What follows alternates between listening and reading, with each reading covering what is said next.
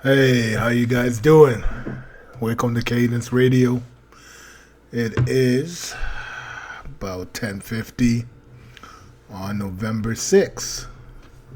Hope you guys are having a good Friday. Yeah, so it's been a hectic week as you guys can see it there. It's been insane.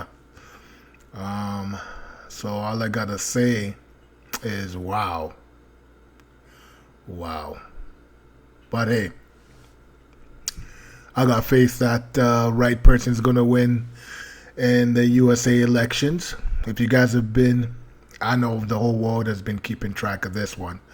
So, the it's against Donald Trump, Joe Biden. If you guys didn't know, Trump's up for re-election. Joe Biden is wants to be president. He ran for president about 3 times now, but he's in the running on that one. I have a feeling that this is going to go to the courts. There's not going to be a winner. Courts are going to decide who the next president is. And my prediction is it's going to be Donald Trump. Reason being is because there's a lot of shady things happening in those battleground states. If you guys haven't been watching, I'll just let you in on secret. Lots of voter fraud. Numbers don't match up. And Trump called it. He said that it was going to be, the mail-in votes are going to be a disaster. You have some fraud, legit fraud with these ballots, and we're seeing it in real time. Lots of people are complicit on it. The media, especially when the polls were going. I was watching it all through the time too. When a state was ready to count, the vote is like about 10%, and they're like, "Oh, Biden is going to win this race." They called him in Virginia that he was going to win, but he lost. But they called it so early. Lots of complicity in it. You could see that everybody knew that they didn't want this guy in. Donald Trump was not supposed to be the president of the United States 4 years ago.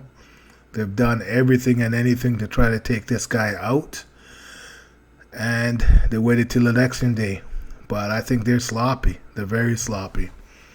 And what should scare them the most actually, is how quiet Donald Trump is. He tweets here and there, but he always has something up his sleeve. The guy has beat all the stuff which have come to him, the Russia gate, impeachment, the Ukrainian call.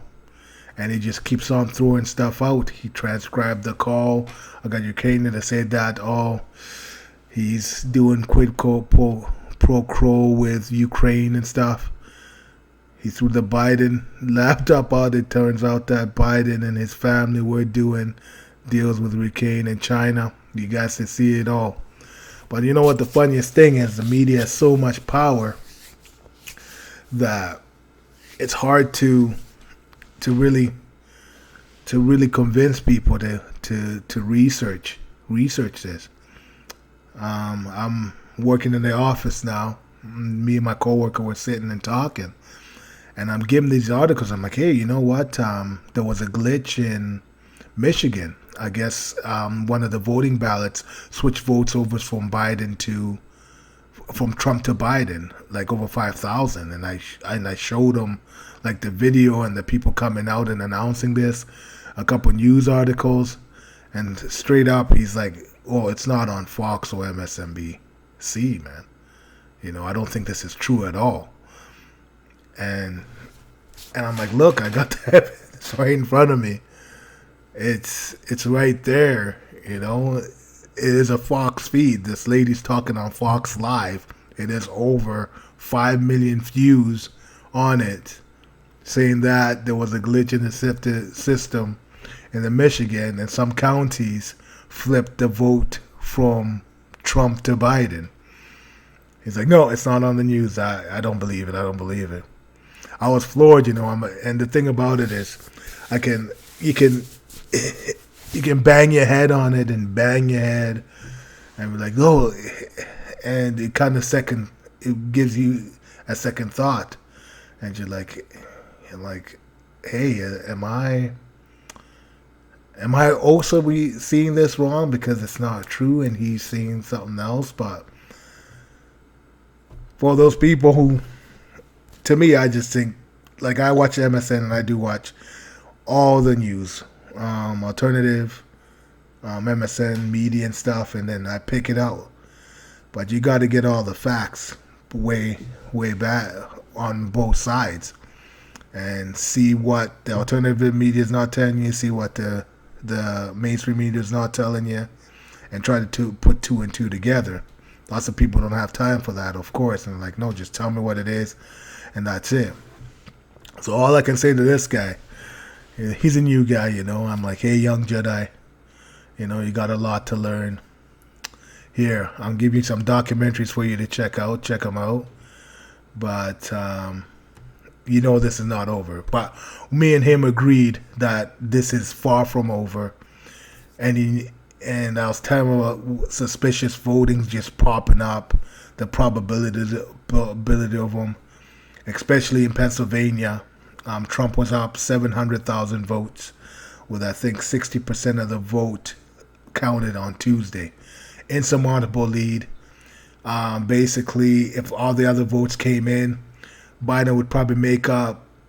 I don't know.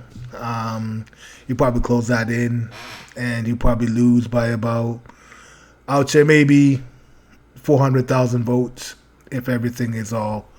Oh no, not 400,000. Sorry, my bad. I'm kind of putting him. So about 55 to 45. So yeah, it's still an insurmountable lead. But all of a sudden, we're here on Tuesday, and Biden is up in Pennsylvania by 10,000 votes. The math doesn't add up. He got probably about 95% of the million votes which were left to be counted. And he was losing so big time.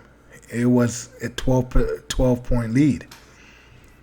I think there's a huge plan in play, and Trump has been saying it for the longest time, And if you guys do believe in Q or don't believe in Q, most of the stuff I think Q says is legit because it has come to fruition most of the time.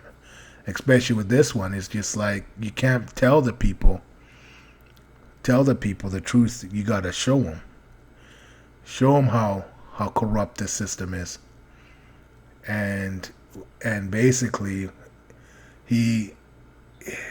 I think Trump just is laying back because the rallies he had were undeniable. Everybody came out for this guy. Everywhere he went, he was packing up parking lots or whatever, the airport hangars. His average was I think about 30,000 people every time he came in there. I was looking at the numbers in October. The guy's a machine who was doing rallies.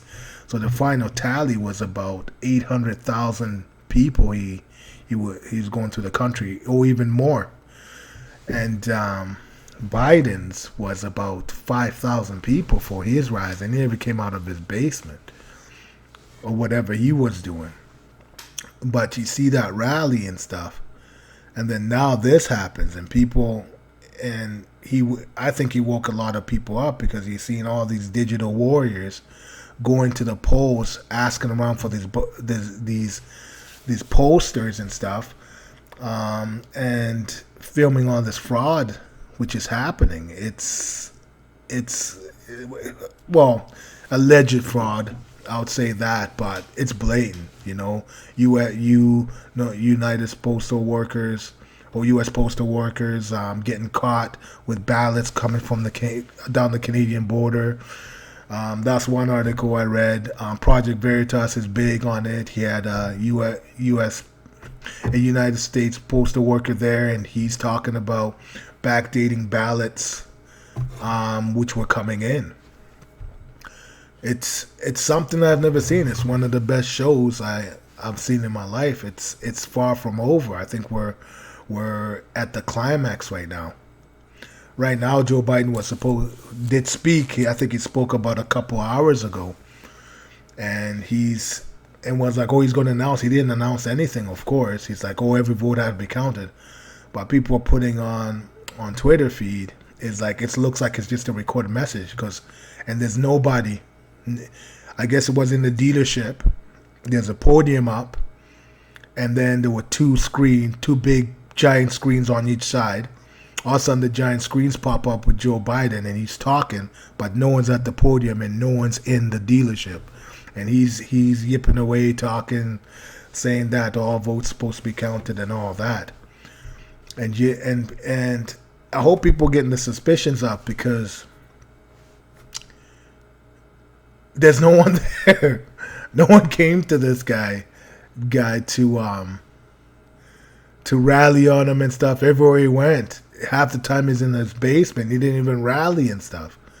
I don't know. Does he know something that we don't know? Probably. I just think that I'm assuming that he probably knew the fix was in anyways. You don't have to do anything. We'll take care of the rest. They probably told him. So they give him teleprompters and speeches to write and stuff. He can go to sleep and do whatever, right? But all this corruption coming in. But we'll see what we find out. I think the truth will come out. Truth will prevail. And the right person will win this election. My money's on Trump. I don't think he came this far to just lose and say, hey, I'm out of there. This guy's been fighting ever since he's been in the office, fighting all these allegations on him, and he's been beating them left, right, and center. So for me to say that the party's over, he just wants to mail it in. It's fine.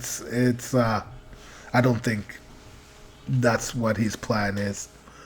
There was one great video I saw. It was probably back in April when this lady, I don't know what her name is. She's on my Twitter feed. I got so many people on Twitter feed I follow.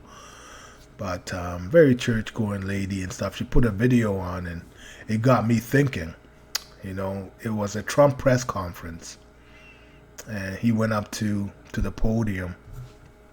And he sits there. He's pondering something because it was his last thing. And he's like, he's like, hey, I love being your president. That's what he said. It's like, I'm just paraphrasing, by the way, right now. But he says, I love being your president. And he's like, something about, he's like, there's a big decision I have to make. And I hope I'm right, he said. He's like, I hope I'm right about the decision I'm going to make. Like, I do have very smart people behind me. And I hope I'm right about the decision we have. But we'll soon find out. And the look on his face was straight up. Straight up is just like jolting a little bit. He's a little nervous when he said it. Because I don't know, if you listen to, I always love listening to Trump's press conference because he throws out tidbits, like little truths, or no, not even little truth, but he throws out little Easter eggs you need to pick up. So I think that a plan was afoot for this. He knew from way back about this. If these guys have been trying to take him out for this long, why stop now?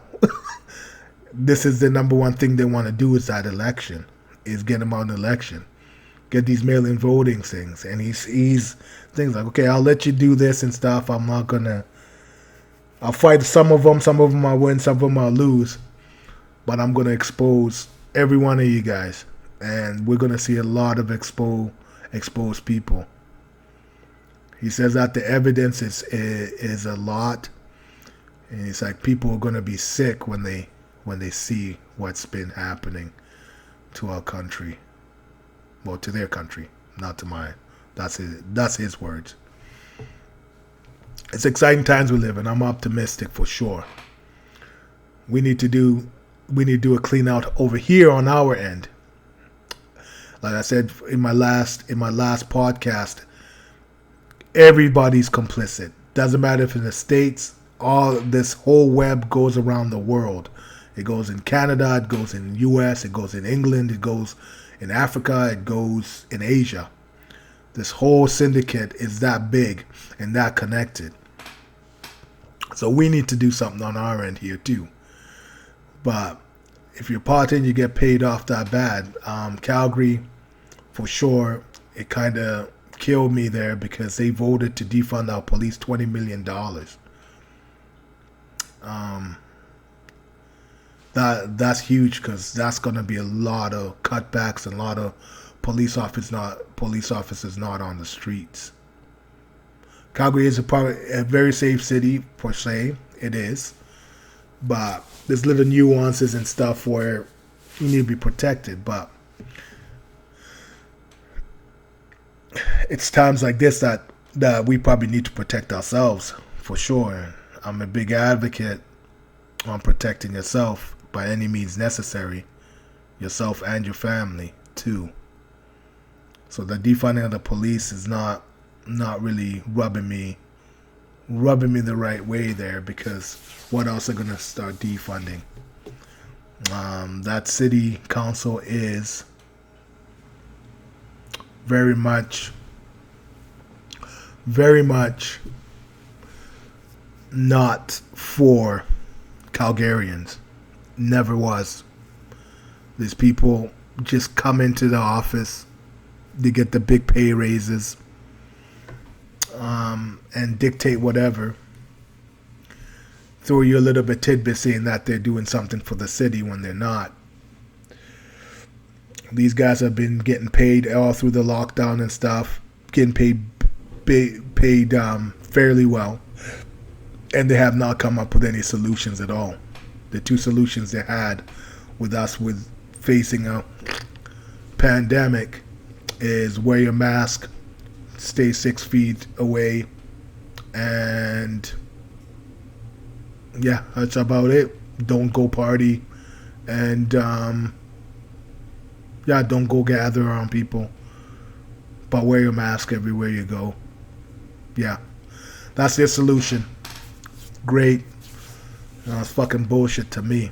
But hey, I digress. But we're getting smoked over here in Alberta. We're gonna get smoked more and more each month which passes here. I got to give it to Mr. Kenney, by the way, the premier. He came out and says that he's not looking to restrict any restrictions. They do affect livelihoods or on people. I applaud him for sticking up to his guns on that, because the cases are going up, and he says and he put in statistics which are pretty much fact, and you can look at it. COVID is the 11th most deadly of what people die with. It's number 11. It's not even the top 10. So it's like these lockdowns are not going to really solve anything. So I give him props to that, and hopefully he can talk about maybe canceling the stupid mask mandate too. You know, I like to see people smiling and stuff, and seeing people's beautiful faces, than just a piece of cloth on their face and stuff, and them looking grumpy and all that stuff. And I just want to see people smile, man. You know, lift that spirit up, because every time that mask mandate keeps on going and people wearing masks and you're looking at people and stuff like that spirit keeps on going down, because you never know, like the whole face there's a lot of energy with that. You know, you can perk up a room with a smile, and that's the truth. So do away with that one, and maybe we can get to the right track. I'm going to keep it a little bit short here. It's about 20 minutes. You know, I like rambling as much as I can. All I got to tell you guys is keep that faith going. As I said in my last podcast, we have a chance if Mr. Donald Trump wins here. Alberta has a chance. You know, and when he does, there's going to be a lot of house of cards which are going to fall. I know all those guys are protected, for sure. But everybody hang on to your hats, man. 2020 is probably one of the most eventful years. In my lifetime, one of the most eventful years I've ever seen.